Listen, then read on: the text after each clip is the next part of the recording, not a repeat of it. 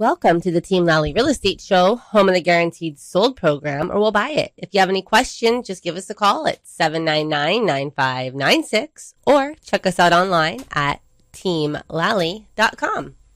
Hey, everybody. This is the art part of the show. This is where we have Attilio's Random Thoughts. Mm-hmm. It's not so random that I just thought about it right before I came into the studio. Or did I? No. I think about it immediately. The Honolulu Marathon, I don't know, it's like 30,000 people go to this thing. Do you know when they start planning for next year's marathon? The day after the marathon is completed. Yeah, they'll probably start the planning as soon as they're picking up all the cones. Mm-hmm. For you slow joggers, you're in a race with the cone picker-upper people. But I know they keep I wonder if there's people that finish they take so long that the finish line is gone. No, I think they keep it up because they're probably breaking it down like the next day. But anyway, the point being is that I think of these things immediately after this show for next week's show. But let's talk about right now. Let's talk about the present. And let's talk about being present. Mm-hmm. So what I want to talk to you guys about is the art of listening. The art of listening. So I'm going to give you some quick bullet points. And this is for you people, our listeners that just refuse to listen to podcasts. You want to listen to the latest country song by Beyonce. Did you know she went into country? Yes. Yeah, so instead of listening, but I mean, that's cool for Beyonce, but how's that going to improve your life? Maybe it makes you not so stressed out and you're not going to road rage while you're in our awesome traffic or in that parking lot called H1. Give them these tips on listening. So with listening, write this down. So number one, there's a difference between being silent and actually listening. Because you can be quiet and you can be front facing and have the pretense of listening. But are you just being silent, right? Because even in Adrian, what are you doing when you're silent, though? Making eye contact, really hearing what they're saying, and then the other. But thing, I would say that would be listening if you're making eye contact and listening and hearing what they're saying. But I'm listening to what you just said, and I'm looking right at you. But I'm thinking of Krispy Kreme donuts. Okay, so your mind is somewhere else, but you're silent. Again, Krispy Kreme. No, I'm just kidding.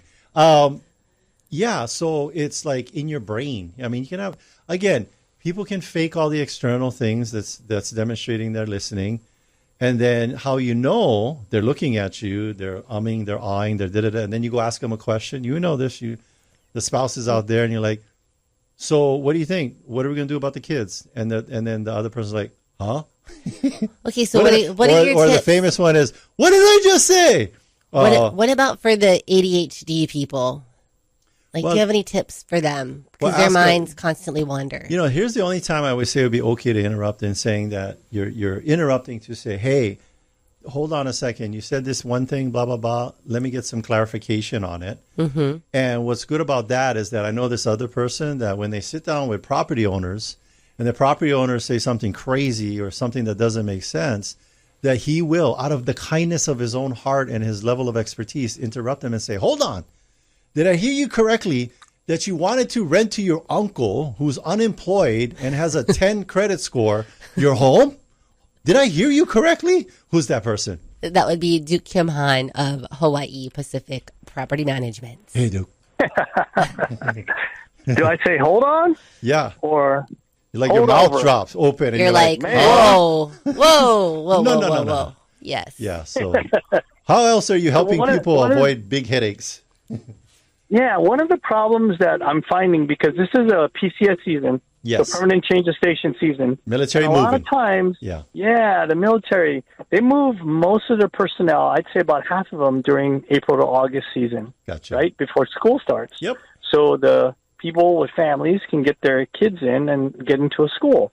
But the problem is that the people moving out, they're either going to sell or they're going to rent. You got a choice.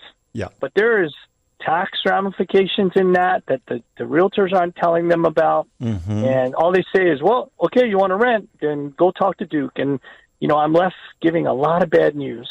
At the end, when they got to move.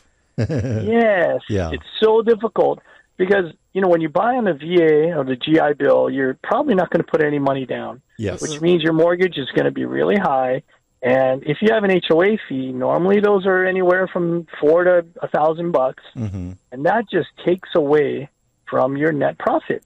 Yes. So Your you have a cash high flow. mortgage, cash flow, and you have an HOA, I already know you're going to be negative. And let's So people not say, let's not I'm forget okay. about the GET, which GET, general excise tax in Hawaii is 4.5%.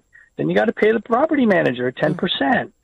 So it all adds a lot up. of that, it's such a bad and hard conversation for these people that are risking their life to defend the nation. Yes. So it's a heartbreaking conversation that I have to have, and I always say, are you sure you want to lose $1,500 a month? Yeah. Right? They're like, oh no, it's only $1,500 a month. I go, no, not times 12, and not times 3 or 4 years till you come back. Right? Mm-hmm. $1,500 is $17,500, I think, or close to that, or $18,000, and then times 3 or 4 years. Mm-hmm. You're losing $100,000. And then if they decide to sell during that time, now they're no longer Hawaii residents, and then the HARPTA. There's a HARPTA. Yeah. And then there's more taxes on investment properties than there is on your primary residence. Yeah. And you know, Duke, this is great that you're bringing this up, because our guest today is Julie Bratton, who is going to be talking about 1031 exchanges. So this is perfect topic. Man. I think, Duke, what you're mentioning is that you're getting these people from realtors that are not having this discussion before they even buy. Yeah. Yeah, and you know, they should have had a plan when they did that, and they think, oh, I want to live off base. I can get a zero down loan, BH. and I get covered by BAH. Yeah. But wherever you go, folks, your BH is going to be lower unless it's California. So I just, you know, and I try to say this, and I'm saying I'm not trying to deter you from renting, but I do want you to know that if you're laying in your bed one day, 3 years from now, and you're going to say, man, I lost $60K already on this rental, I'm supposed to be making money. And investment property means you're making money, not losing money. And Duke, we thank you for having these real honest conversations with clients. And like, I know that we have a mutual client that they were looking at either renting or selling, and they have the capability for the holding costs. So I think they're going to go on their rent side, but they're going in with their, with all the facts, all the numbers, all the numbers right up front. Yeah. And I tell them, you know, maybe you should sell now. And they're like, oh no, we're going to lose money. I said, how much money are you going to lose? Yeah. Oh, my realtor said $5,000-6,000. And I said, you should take that now instead of losing $18,000 a year on this house. Lose less. And it just doesn't make sense. Take the loss. You know, you can't write it off in your taxes, but oh well. Yeah. And go buy something in the post that you're going to. Yeah. At a lower price point with higher probability of cash flowing, or at least having it's the opposite, right? You go somewhere else where the BH is low, and then if you move to some place where it's high. and I think that this conversation that Duke is having is just from the many years of seeing so many of our military clients come and go, and just the hardships that they will endure. Yeah. You know, should they decide to just rent it out with this negative cash flow? Yeah, you didn't Google this, right? This is This actually is firsthand experience you're having with conversations with military families. But I will say, anybody that has a single family home, right, that comes to me with a single family home, that's a totally different conversation. Yes. If you're losing $15,000 a year on a single family home, I say keep it. Yeah. Keep it, because homes in Hawaii have been normally going up minimum of $25,000 a year. Yeah. So, you know, that's a whole different conversation. And I'm just like, go for it. Yeah. Give me your house. Let me rent it out for you for 5 or 10 years. And you come back to Hawaii, you'll be a millionaire. Yeah. Easy. So our listeners, they just need to call Duke, and you'll give them the straight scoop on. We're even helping out our fellow agents out there. If you're going to be working with a buyer, first thing you should ask them, what's going to be your exit strategy on this property if you're a true consultant? And then don't be the expert on what's going to happen if they decide to rent. All you got to do is call up Duke. That's right. And then you give them a rental analysis. Absolutely. Yeah. Free rental analysis anytime. We'll call you. Dr. Kim Han, he's going to say, take two of these pills in the morning. Call me tomorrow and let me know how you feel. You're gonna get Agents are shocked when I say, tell your agent to sell your house. Yeah. Don't rent it out. That's not good investment strategy. Well, and they're okay. And the agent calls back and goes, "Did you just tell them to sell it?" I was like, "Yep." He's like, "That's pretty awesome. Thank you." I was like, "Well, I just tell it like it is." Well, you're doing it's what's the client's best interest, not yours. Yeah, you're acting in a Correct. fiduciary manner, and you're doing ethically what's right. A lot of times we have a code of ethics, but a lot of times we have challenges following them, but not with Duke and his team. So Thank Yes. you. Yes, thank Good you, advice. Duke. Thank you. thank you, Duke. Bye-bye. All right, that's Duke Kim Han of Hawaii Pacific Property Management. He is an expert we trust. If you have any questions Yeah. for any of the people you hear on our show or for us, or you'd like to hear us answer a question, all you got to do is call 799-9596, 799-9596, or what else can they do? What if they're like, Yeah, I'm if too you're scared to talk? Just send an email. You can send it to info@teamlally.com, and we will respond to you right away. Yeah. And if you want to check us out on the internet, all you got to do is Google Team Lally, and we should come right up. Speaking of people that you should be Googling and getting advice from way in the beginning when you're thinking about buying regarding your homeowner's insurance or any kind of insurance question in general, I personally can say that I'm a client of this vendor, and we can personally say well over a decade. and we can say Yep. that we are also from business insurance, personal insurance, that Umbrella insurance. yeah, Everything. and the Adrian was even asked, but unfortunately don't have this, but rotten teenager insurance. Bradley, he tried so hard, but he couldn't find anybody to write that insurance. But it is in dire need, so maybe put that in the suggestion box over at Allstate.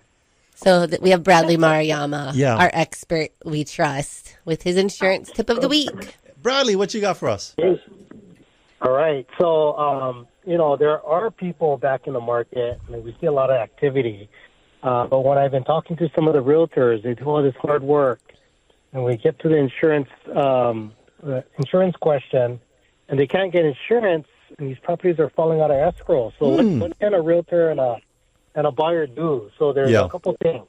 If you're looking for a condo, a lot of realtors have been reaching out to us and saying, "Hey, Brad, is this condo even writable for HO6 policy?" So a lot of people are just checking in with us. Can condo policy even be written in this building? So it's very important. If you're looking at a building, reach out to your insurance agent or call us up to see, can we even place insurance on this building, period. Now, on the home side, what's very important, what I'm telling people to do now is if they're looking at a home, see if the seller has an invoice or some kind of documentation when the roof was changed, when the plumbing was updated, or when the electrical was updated, because whether it's with Allstate or another company, that's going to be a common question that's going to go on the application now. So, And it would be helpful Very to have that handy. information. So part of your intake. Yeah. So when you're taking on a new listing, you listing agents out there, get all this information, make it easy. And I think that For Bradley to come help the buyers write a policy. And then I think the other thing we want Bradley to review for us is any HOAs, and just make sure that we're good to go, so that it'll be easy to 'cause, open escrow. Yep. Yeah, because at a HO6, with the number 6 on the end. So we're gonna have you help us out, Bradley. Just make sure we're good to go, because I think that's super important. We do all this work, right, with marketing and preparing, and then we get into escrow, and then we can't write this insurance policy. Yeah. So like doing the work up front is super important. All right, Bradley. Well, anything else? well, I was going to save it for next week, but since we're on a topic, Yeah. I get a lot of questions on, what is going on with the deductibles with HOAs. Yeah. So it's pretty common right now that you're going to see a $100,000 HOA deductible, and there's a couple reasons why it's happening. Number one, the AOALs are trying to keep costs down for maintenance fees. So a higher deductible means a lower premium for the AOAL. Yeah. Okay. The The problem with it is it's making the maintenance fees lower, but the HO6 policy, number one, the premium will increase. Number two, the majority of the claims are now filed on the HO6 or condo policy. So now all the onus goes onto the homeowner instead of the HOA. Yeah. Okay, so less frequency for the for the homeowners association, but higher frequency for the HO6 homeowner. Mm-hmm. Okay, the reason why it's a problem is the HO6 carriers are now starting to see, wow, and there's a lot of frequency and severity losses on our HO6 policy. So people are filing for rate increases to make sure that they can cover all these losses. Yeah. Step two is before, even for ourselves, I can speak for myself, I can't speak for other carriers, we would allow up to 2 or 3 losses on a condo. Yeah. Okay. What we've recently seen is that after one loss, we're starting to send out non-renewal letters. Now, with that one loss, to get insurance, it's very difficult because nobody wants a HO6 policy that has a current loss on it. So it puts the homeowner in a bad situation. So yeah, they're going to be like when Adrian. Did you know it's a true fact that she is a redheaded stepchild? Mm-hmm. I really am. She really is. But, so in general, I guess the key is if you have questions, reach out to me or reach out to your agent and get an update. Make sure that you're not filing small frivolous claims, but have an assessment done before filing something. Well, it's straight from the Bible. Have a strategy. Straight out of the Bible, it says that a wise person has many counselors and a fool has none. So pick up the phone, get some advice. From Bradley. Get some advice from Bradley. He will be very nice and honest. Thank you, Bradley. Thank you. Thank you very much. Thank you. Okay. All right. So Bradley is an expert we trust, and he can be found. For a long time. Oh, it's 10 years now. 10 I think more years. like 15. Yeah. He's been since the beginning. Yeah. And even before the beginning of the radio show, he was my guy. The takeaway from the things that we've shared with you, the things that we share with you on every show is that we want you to know that before you even take the opportunity to pick up the phone, send us an email, whatever, however you want to communicate to us, that whether you're buying or selling, know that you're not just going to be sitting down with us as agents putting on our realtor hats. Well, we're actually going to take those hats off for a moment and put on our consultative consultant hat. And we want to look at the big picture. You know, a lot of times the questions that we ask people, the clients that we work with are surprised because, like, I've never been asked all those questions by a realtor. And that's not surprising. Mm-hmm. You know, majority of our industry is part-timers. Nothing wrong with a side hustle. But, you know, in our industry, you know what we call a part-time realtor? A bartender? Uber driver. Uber driver. Yeah. And nothing wrong with that. It's called hustle. But again, you're making the biggest financial decision of your life. Do you want to be listing your home with the Uber driver, or do you want to be listing your home? This is all we do. This is all we do. It's our one thing. And that's why we know to go a little deeper than just that surface level. Yeah. And by doing so, it helps us to, avoid situations once we're in escrow. Yeah. And, like we're taking care of them all up front. And the thing, too, is the volume that we've been able to do and the length of time we've been in the business. That's two key important things. Mm-hmm. How long somebody's been in the business, and then the volume. Because you can be in this business for 40 years and do 10 transactions. Yep. Or you can be in this business like us for 20 years and have done, 1,800. The point being is that we're taking all that experiential knowledge from our continuing education, from traveling to go to classes, from the actual experiences we've been involved with, and saying, oh, we need to make a mental note of that and put that in our pre-list checklist. And I think last time I looked at our pre-list checklist, we've got over 100 items on there that we're executing on, asking questions about, gathering documents on before we even do an open house. Yeah, there's a lot of prep work that goes into getting the home on the market. Think about anybody painting your house. It's 80% preparing and then 20% painting. Unfortunately, in our industry, we do it the other way around. Let's just get the sign up, do an open house. Oh, we're not ready. That's okay. No, slow down. You want to share some stats? Give the surf report, our version of the surf report. I wanted to share the review, and then we can share the stats. Go ahead. So we've got a review from Louis Zafra. By the way, where can someone find this review that you're reading? Well, we have over 500 Google reviews. That's it, Google. Go ahead. And an average of 5 stars. So we've got a lot of happy clients. I got a notification. It said 655. I think it's combined, maybe. Okay, cool. Okay, so anyways, this is what Louis says. What a great experience with Lisa Taylor. She knows the different areas in the island and is very professional and friendly.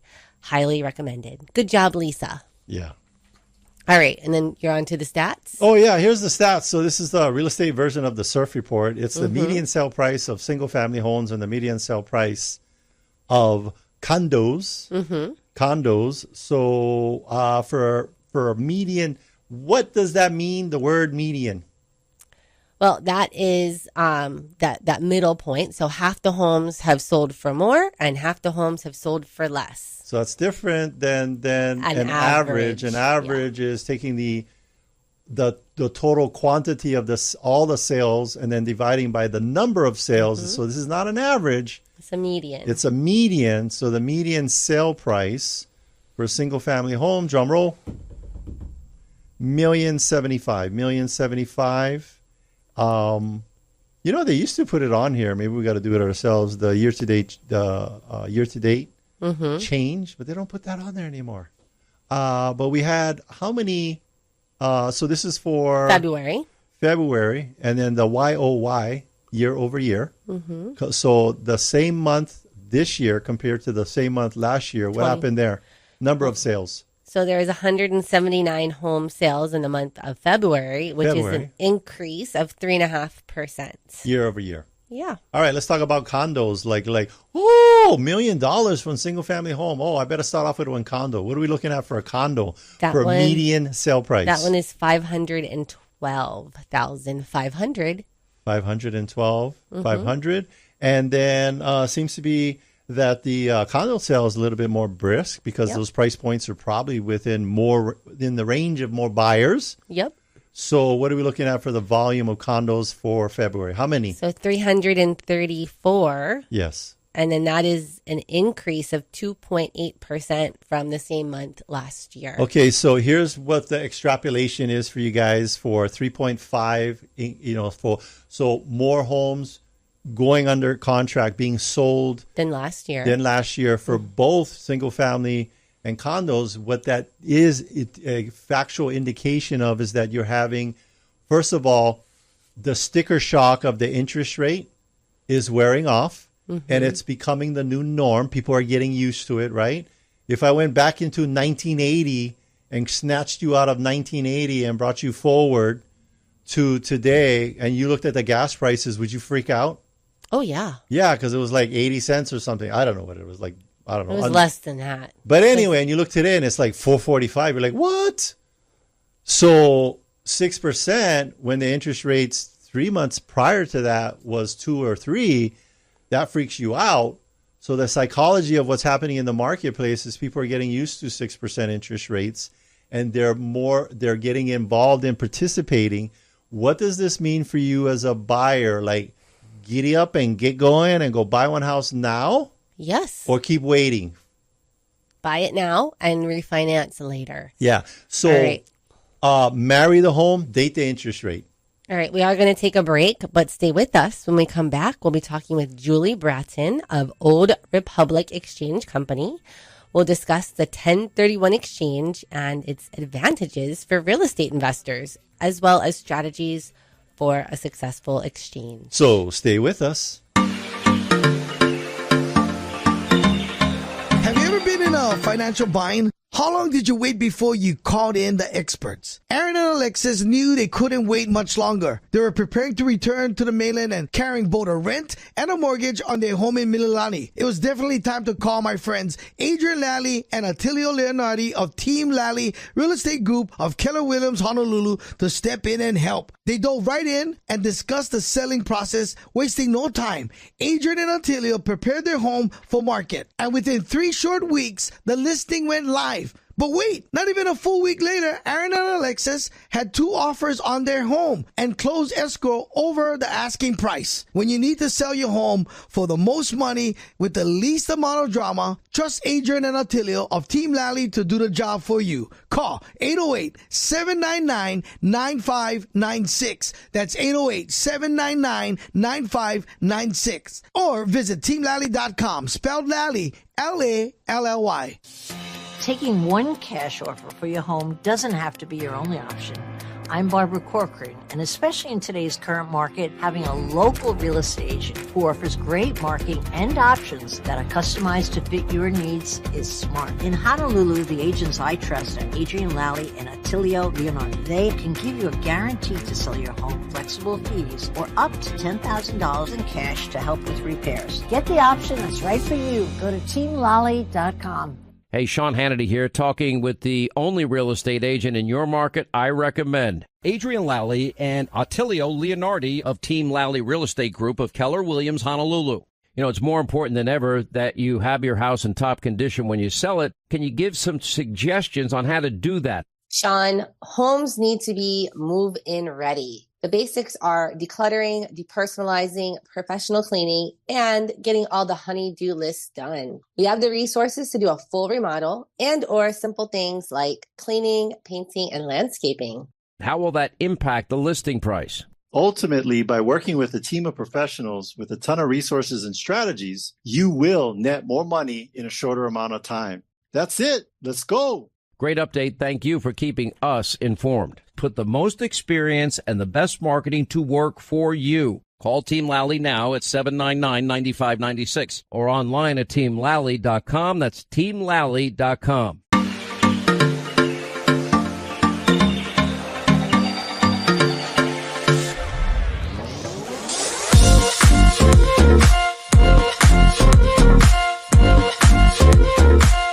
Welcome back, and thanks for listening to the Team Lally Real Estate Show, home of the guaranteed sold program, or we'll buy it. I'm Adrian. And I'm Attilio. And if you have any questions, just give us a call at 799-9596 or check us out online at teamlally.com. Our guest today graduated from San Diego State University with a degree in a Bachelor of Arts and Science in Architecture/Interior Design.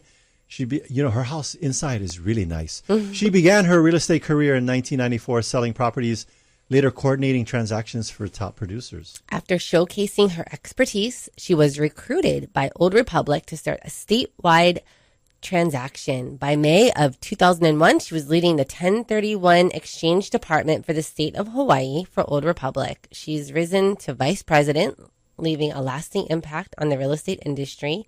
Please welcome back today's guest, Julie Bratton. Hi, Julie. Hi, everybody. How are you? Great. You know, we've known you so long. I remember when Adrian and I met you elementary school in Nanakuli. And we have known you for a long time. time. Yes. It seems like we met in elementary school at Nanakuli Elementary, but was probably one networking event. Was a networking event. We were drinking the old fashions with a big ice cube. Her name was inside the ice cube. No, that was one of her other events. Oh, yeah. That was her anniversary event. Yeah, the anniversary event. That was cool. Mm-hmm. Thank you. That was fun. Yeah. So, Julie, you remind me, and first thing I want to say is that the reality of this name about this type of person I'm about to say is actually very positive because we met an apprentice version of one. But you're like the geisha of 1031 exchanges. And what I mean by that is a geisha is considered a consummate performer, artist. An artist. And they do this for years. They're with mastery level. Mastery level. We got to meet an apprentice, and she'd been doing it for 6 years. That's her one thing. So how long have you been in the 1031 game? Then you can totally use that. You're the geisha of 1031 exchanges because it's your one thing. Oh, my goodness. I've been doing exchanges for 23 years. Holy I started in well, no, 2001, I think it is, doing exchanges. And before that, yes, I sold real estate and was a transaction coordinator. Cool. And people thinking, oh, wow, she must be old. But I tell you right now, I don't care how old she is. She looks great. Yes. Compliments She doesn't. looks great. She doesn't. She doesn't age. Yeah. She looks the same as when I met her in 2002. Well, actually, 2003. Whenever. I remember running into you at the same rate. Bon Jovi concert. I think he was wearing some pleather pants. That's a true fact. But she's what concert was that?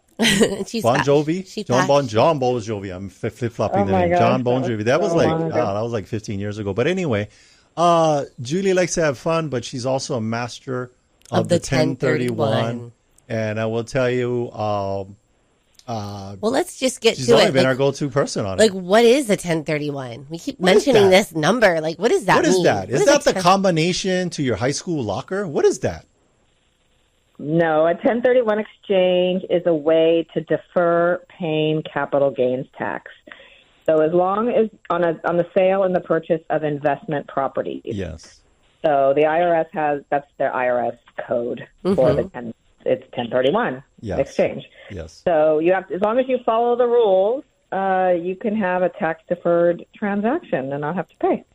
Well, let's talk a little bit about these numbers. So let's say somebody has $1 million home. We were just talking about what the median sale price is in Hawaii, and they're looking at facing some capital gains taxes. This is their investment property. Yep. And they need to sell it. So if they don't do a 1031 exchange, what kind of taxes are they typically being hit with? Well, depends on what they owe. Well, that's a great question, because this is probably the number one reason why people do an exchange is to defer paying those capital gains tax. And you have the federal, that's 15 or 20%, depending on your tax bracket. Yes. There's the state tax that starts at 7 1/4.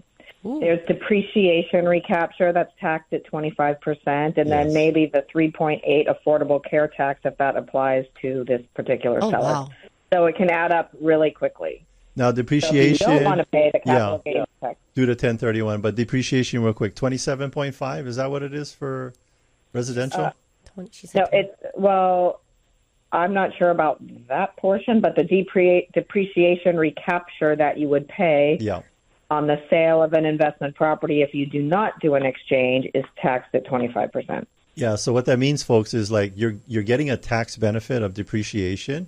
So it's I think it's your purchase price divided by, and don't quote me on this because we're not CPAs, and let's get that disclaimer out of the way, but I'm 99% sure it's 27.5. And so if it's not 27 and a half years later that you're selling that property, you're going to have recapture on that depreciation that you've been given and whatever those as numbers, the tax write-off. They're going to want their tax money back. They're like, we give you a depreciation. What? You selling now? Okay, then we want it back. But 1031 is the solution. Depreciation, taking depreciation when you own investment property is a benefit. Yes. And that's great. But if you do outright sell and do not do an exchange, you'll have to bring that back to the table, and it's taxed at 25%. So you still get the benefit, but again, if you've owned the property, just a year or so, it's probably not significant. But if you've owned it 15, it could be. So it is something to think about. And let's explain it to people. So that is the main reason probably why people do an exchange to defer. And let's explain, like, let's say your $1 million property, and I don't know, it depends on what you owe on it and this and that, but let's just say that you're going to owe 50 to 100. I'm just picking a number. Let's call it $100,000 in taxes on. It's going to be more than that on $1 million property. A number. Yeah. The question, whatever, it's 200, whatever that number is, do you want to write that check to Uncle Sam, federal taxes, Uncle Kimo, Hawaii state taxes, or would you rather put that into the next property? That's basically what you get to do with a 1031. And then slow down real quick, because a lot of, even us agents will misquote it. We'll say exempt versus deferred. Explain to people what's the difference, why that's, you got to make sure you're saying the right word, exempt versus deferred. It's a deferral of tax, not a getaway from paying tax forever. So you have to continue to exchange. So you can exchange until you pass away. and then your beneficiaries or your heirs will inherit your investment properties at a step up in basis. So they won't inherit your capital gain burden. They'll just get the properties. They'll pay estate tax, but they won't inherit your capital gain burden. Or you can exchange into maybe something you want to live in and then eventually sell it. But when you eventually sell the asset, that's when taxes are due. Yes. So it's pretty much a deferral of tax unless you make it your forever home and you pass away and your kids inherit it at a step up in basis, or you just pass away and your kids end up inheriting it at a step up in basis. So it's a deferral of tax, not a getaway from paying tax forever unless those two circumstances. Yeah, and so that explanation and what Julie is the expert on helping you guys execute. What we're telling you is it's a wealth building strategy. It's nothing new or crazy. People have been doing this for many, many years. But you've got to follow the rules, and if you have a misstep, then that could be a very expensive misstep. You know, a 1031 is like hiking to the top of a mountain you've never been to. You need a guide. But go ahead, Julie. It really is a wealth building tool because you can take a not so great asset or just a ho-hum asset and sell it and get into better income producing property. I mean, you can really do this. I've had people sell commercial buildings and buy single family homes and condos as their replacement property. So they used it as estate planning. And then I've had people just dabbling in selling investment properties for the first time, and they end up moving up and buying multifamily and commercial buildings. So, I mean, there's just so many variations. So wealth building is very it's like positive in this scenario. It's like real life Monopoly. You go around, and then you got the red house, and then you trade 3 red houses in for the green apartment. And then the hotel. And then the 3 green apartments into one hotel. Yeah, so just like Monopoly, but real life. And like Monopoly, there's rules. Yeah. Right? Like what are these? Let's go over the rules real quick. Yes. So when you sell the relinquished property, the investment property that you want to sell, let's just say for $1 million. Yep. In your example, you need to buy a replacement property or replacement properties, because you can buy more than one, that are equal to or greater than $1 million to have 100% deferral. And you have to do this within a specific period of time. So the day you close on that $1 million sale, the clock starts ticking. You have 45 days to identify in writing what you're going to buy, and you have to close on those all of those properties in 180 days. So the 45 days is included in the 180. You don't get 45 and then plus a fresh 180. And there are no extensions. And this is really the black and white of exchanges. Yes. You know, there's no extensions on these time frames. So, you know, a little proper planning and a little, you know, crystal ball action or foresight is very helpful in an exchange, because you can start shopping for properties that you want to purchase in your exchange, you know, early on. So when you're in your 45 days, you're feeling comfortable about where you're going to buy or what area you're going to buy or what project you're going to buy into. So, you know, timing is everything on an exchange. So, Julie, Julie now. We mentioned the $1 million property. I think it's safe to also share, if this property had like a $500,000 mortgage, what must you do with the replacement properties? With the debt. Yeah. Okay, so in an exchange, you do not get debt relief. So you have to replace that mortgage that you had on the relinquished property into the new property. But when I say replace, and everything you read online, and even as I say it, it translates in you are required to get another mortgage, and that is not true. You can replace that mortgage with cash if you want to. So what happens is you sell the relinquished property, escrow pays off everything, and then the net proceeds come to me. And the net proceeds that I'm holding is the down payment. And you either have to come up with cash to replace that mortgage or get another mortgage to replace that mortgage in order to be able to buy something equal to or greater than $1 million. And that's great news. I love that. So you're not forced to have the mortgage. I really want to emphasize that, because people really translate this, and I don't blame them, as you must get another mortgage. You just have to replace it. And you can replace it with cash if you want. And one more term that I want to bring up that is very misunderstood is like kind. Like kind translates as if it must be condo for condo, single family for single family, vacant land for vacant land. And although all of those examples are just fine, it's really any combination of real property. You can sell a condo and buy a single family home. You can sell a commercial building and buy condos if you want. As long as it's real property and you're using it for investment, you can do an exchange with it. You can also get a DST. Yeah. That's a whole nother show. Phone call. That's another whole show. But the easy thing for listeners to get the solution to everything, you're like, this is like kind. Call Julie. And that's what we do. We have our clients, like we kind of give them a Miller Lite about the 1031 exchange. Yeah. And then we always advise them that the next step is they need to get on a call and talk to Julie and talk about their particular situation, because she's the expert and she'll be able to really advise them. The other term, and you tell me, I mean, we know about it because we're in the industry, but do people know you as an intermediary?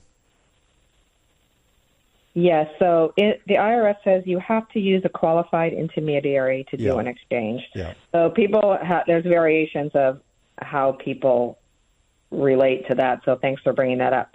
Qualified intermediary, QI, which is short for qualified intermediary, accommodator, facilitator, 1031 girl. That's all the same thing. You need to use a qualified intermediary to do an exchange. Yeah. And we just want to get those, because this is all like, I call it like lingo.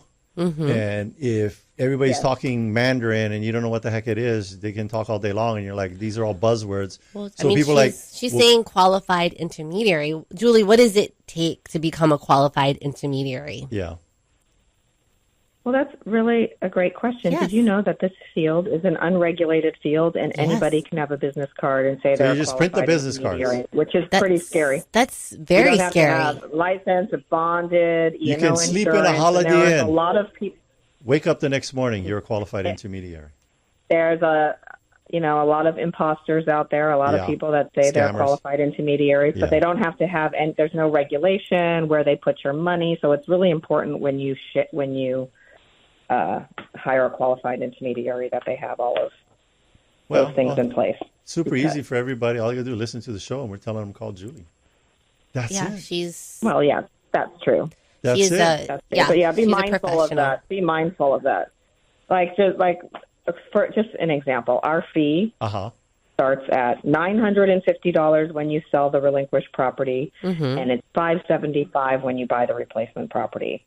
So somebody will call me and say, "Well, I found someone to do it for $400 cheaper or $300." Like I don't understand how people can do the business for that. I mean, there's so much that goes on that is involved in an exchange. There's so much orchestration. I have my staff. We have banking departments. We have attorneys. I mean, there's a lot that goes on. So when I hear people say, "Oh yeah, I'll do it for $400," I'm like, I don't know what to say to that. Here's what we tell people: like, if you have to, I mean, you're saving hundreds of thousands of millions of dollars in taxes, and that's important to you. Sometimes I don't understand. And that. those fees are a write off. You can write those off your taxes. Yes, they're an allowable part of doing them. Exactly, and you are a proven professional, not just some random person who printed out a business card. And who knows what they're going to do with that money? I just want to say one word: toilet paper. You go to Walmart for toilet paper, but you're going to go to a law firm for expert legal advice. You're not going to find your attorney at Walmart at a help desk at Walmart. And so you gotta change your Walmart mindset to the appropriate things. Toilet paper, doing a complex thing called a 1031 where you gotta, anything could trigger an IRS rule and boom, you have capital gains. Come on, folks. I would default to looking for expertise than being so price conscious regarding something like that. But that's just me. Yeah. And these capital gains, like I know, like firsthand, we had a client that did speak with you, Julie, and they were like, in the 1.3, 1.4, And they're looking into upwards of $250,000 in taxes that they're going to have to pay unless they do this 1031 exchange. Yeah. So, I mean, it's not chump change that we're talking about here. It's big money. It's a lot of money. Exactly. Yeah. It's important. Julie's all in, man. And if I give my give my company a little plug here is we just had our 30-year anniversary, which you were talking about last year, and we have never had an exchange fail on an audit for something that we have done, and we're really proud of that. Nice. You know, Julie's all in. She showed us her 1031 tattoo. It's right on her shoulder it's right in the middle of a big heart with wings and everything. So my husband won't let me get a tattoo, but okay. I'll get a what do you call it? A stick-on. There you go. There you go. Temporary. Make one temporary one. So, Julie, have there been any recent tax updates or changes that investors need to be aware of with the 1031? Not really, but as soon as we're probably going to start hearing a couple of things. There's Congress is always threatening. They're always targeting it, right? Some version of 1031 exchange on the block. Yeah. I can't see them ever getting rid of it. Not saying that they wouldn't, but if they were going to change a variation of it, I mean, they might. Yeah. Limit how much you can defer in a year.